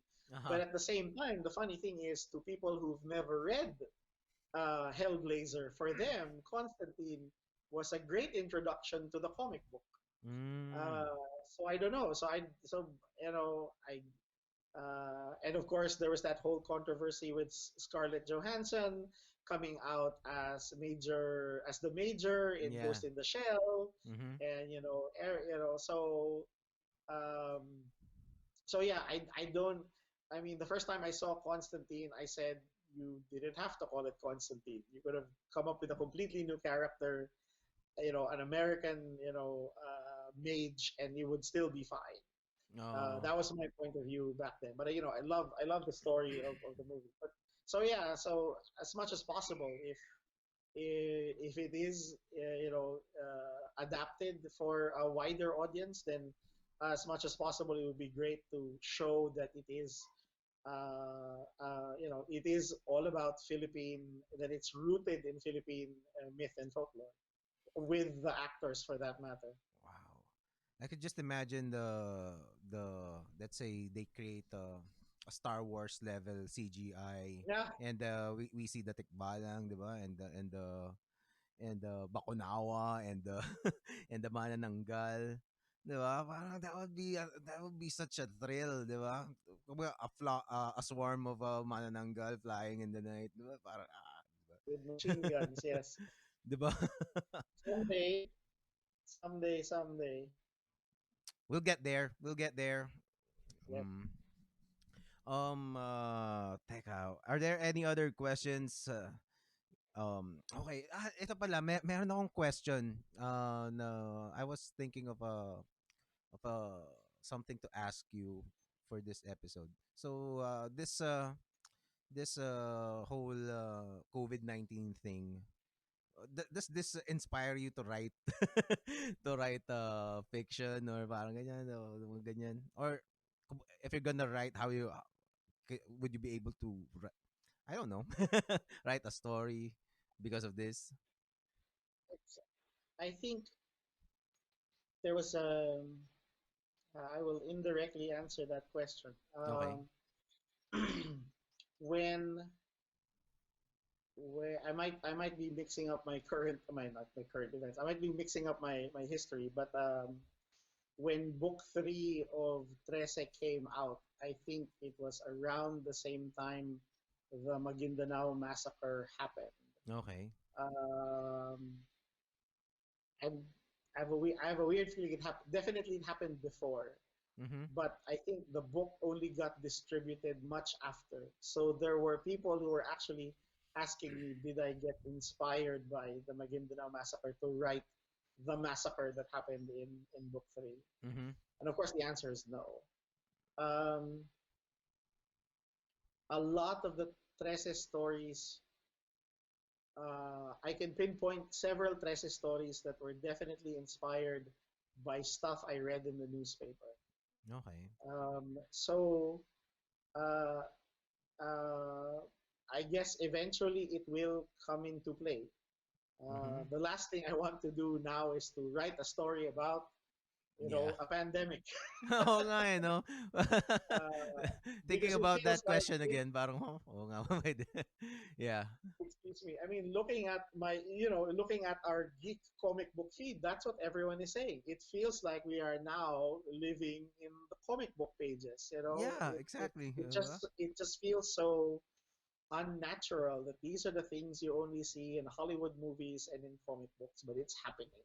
Yeah, it's like Um, but I think yeah, I mean, right now you can't help it. You can.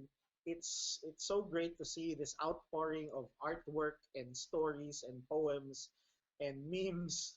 Mm-hmm. Uh, And creativity, di People ba? just have to express themselves. They are, we are afraid, we are unsure, we are,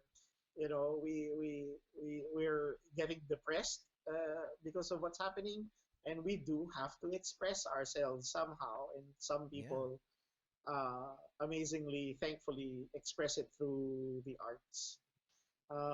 So some of them are doing it now. So it's so great Mm-hmm. to see your favorite singer and rock band suddenly do live gigs and Mm-hmm. concerts and just broadcast it live, right? So, Yeah. it's so nice to see everyone just trying to help out each other during this time. So for me, I'm sure it will come up somewhere, Oo nga, no? sometime. It might not be a Trese story, but somehow I think, this experience of what's happening to us now, we have to tell it. Mm-hmm. We, as storytellers, we Yes. cannot help it, and Oo we nga, will eh. find a way. Sometime, some people just, they just want to react to things now and, Mm-hmm. switch on their webcam and sing a song and make a poem and whatever. Mm-hmm. And some people, that idea will just gestate and fall and end up in the compost heap of their ideas. And years from now, it will come up, and that's the story they need to tell. Okay. So yes, so maybe someday it will be told. Oo nga, no? Anyway, that's we'll all see what's gonna happen. Let's look for other questions.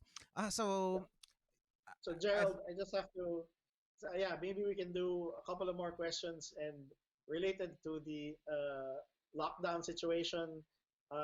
Malapit na magsarado yung mga tindahan dito, and I have to do groceries. Oh, okay. So two more questions. Okay, So that's let's do a couple of more questions, and then let's, okay, we're almost at kailangan kong 2 bumili ng hours din naman. suka sa tindahan. So how much groceries are you allowed to buy there? No, there's no. So Wala thankfully, naman. we're in this part of the country where there's ano naman, we're good stocks. I mean, we've got enough supplies. Okay, that's So good at to least hear. they haven't. That happened on the first weekend of the shutdown. So now people are more. They know not to hoard. Thankfully. Okay, I see. One more question siguro is you had been collaborating with other writers and artists over the years, 'di ba? Since and I'd assume that a lot of artists would love to collaborate with you, but then you are parang with Skyworld and other parang mga Trese spin-offs, you've been collaborating with artists left and right. And so what made you choose to do that? The new spin-off stuff of Mm-hmm. Trese. Mm. I, And, and also uh, parang working yeah. with other artists in their own creations, 'di ba? Outside Trese. Oh, it's as simple as them saying, "Do you want to build a snowman?" It's just them saying, "Do you want to tell a story?" Oh, I've okay. got this story. Do you want to work together? Skyworld, of course, was because me, Mervin, and Ian worked in the same company, Ah, and okay. because because I was telling them about, it's Comic Con. Do you want to go? Do you want to check it out? Yeah, they Mervin and Ian started Skyworld, and then following that thread, when Ian ended up in another ad agency, one of his office mates who at the time he was a copywriter, he saw his copywriter making a drawing, and that copywriter is Paolo Fabregas, and Ian said, "You should make your own comics," and because of that conversation, that's what got Paolo Fabregas uh, came up with the idea for the Filipino Heroes League. So, and then through Ian, I met Paolo, and then yeah, I mean, I ended up, becoming like a sounding board for Paolo on the first book of Filipino Heroes League, and gave my helped him along, or gave my comments, however helpful they were. Um, so I mean, it's really more of like friends, or getting introduced to other fellow creators that want to create something.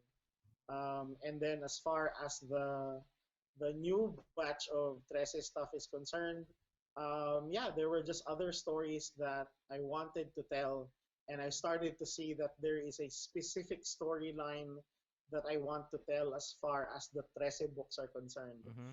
But that there are, now that I've also introduced the brothers, that I also want them to have the spotlight, in their own solo stories. And I thought it would be great to collaborate with my old collaborators, and that's how I got Bo and JB and David to collaborate with me on these storylines. So yeah, it's just really a matter of like wanting to tell more stories about these characters, and finding people who are excited to tell stories as well. Well, to me, it's also parang since parang Trece is arguably the most popular series, comic book series in the Philippines, right? 'Di ba? And kumbaga parang it's spreading good vibes and with other creators, and 'di ba? It's creating a community, and parang I don't know, parang it seems like merong yung mga quality works are coming together, and people get to see it and discover new artists then through Trece, and yun. Oh, 'Di ba? I mean, yeah, I mean that's the. I mean, of course, it's that's. I mean, that's a great output of it. So that people also start to discover, the works of these other writers and artists. I mean, Yeah. funnily enough, there were, I think, I can definitely remember a couple of people who said they first read Trece, for example, in Skyworld, and that's what made them Oh. look for Trece. Or other people actually said they first read about Trece in Agents of Ambush, because Mm. I remember Andrew Villar Yeah. had Trece guest star in some Mhm. of the missions, and Mhm. they read about her there, and eventually they discovered that she had her own series. So it's fun to do these crossovers, and just be able to reach out to the different readers out there. Okay. Okay, so I'm gonna let you go. Baka mapagsarahan ka pa ng ano. Siguro last question would be to those creators who are dreaming to follow your steps and I mean achieve success in comics, kasi it's very hard to at least that is the prevalent idea that we have, and that's what we always hear even from older creators, 'di ba? It is always hard. Well, that's not without saying that any profession is kumbaga you need to exert a lot of effort. But Yeah. what would what would you say to these new creators who are inspired by your works? I guess, yeah, just have fun with what you're doing. Um, I think the goal, as yeah, have fun with what you're doing. Learn how to collaborate. If you are collaborating with a team or a partner, uh, um, I am always amazed at the people who can write and draw their own stuff. Mhm. Then they don't have a problem of collaborating. Um, and I think focus. I mean, the the important thing for me to focus on, even though there are these big goals for us. We obviously, it's not enough to say. I think when we started Trece, I think we were happy to say it's fine that we are reaching 30 people with our ashcan, and we're happy with the 30 people who Mm. read us, right? So I think, but more than the 30 people or the 300 people or the 3,000 people, or more. I think the more important thing is that you and your collaborator are happy with the work that you do, and that you do it at a regular pace. I think that would be, if there's anything I wish I can go back to, Mm-hmm. it would be the first 2 years of Trese when me and Kajo were regularly churning out Trese. Oh. Um, it's been so hard to get back to that rhythm of Mm-hmm. things, especially with the situation now. But it is possible. I mean, it is possible to get into a rhythm of creating the work and producing the work. And again, it's so great that now there's you have the internet as a place to share your work versus 20 years ago when it felt like you needed a publisher, right? Yeah. There are so many avenues now. The format is different, of course, but you have things like webtoons, which is now offering, which is, if you do it right, you actually get financially compensated if you're on webtoons. So which is a platform that didn't exist a couple of years ago. So, when we started Trese, we just uploaded it on a blog for free.